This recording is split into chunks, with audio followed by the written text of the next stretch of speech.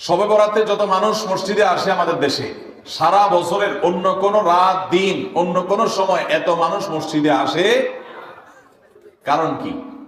শবে বরাতে মানুষ মসজিদে বেশি আসে কেন? কি কারণে আসে বলেন দেখি? একজন করে সিন্নি খাওয়ার জন্য না, সিন্নি তো অন্যদিনও দেয়। এই রাতে বেশিরভাগ মানুষ মসজিদে যায় বা ইবাদত বন্দেগী করে যার যার মতে করে। বেশিরভাগ মানুষের ধারণা হলো যে এই রাতে ভাগ্য ঠিক হয়।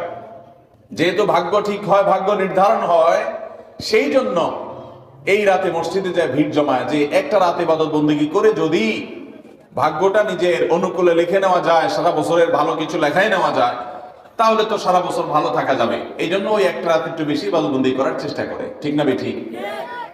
ভাইরা আমার, প্রথম কথা হলো ভাগ্য নির্ধারণ এই রাতে নয়, বরং লাইলাতুল কদরে হয়।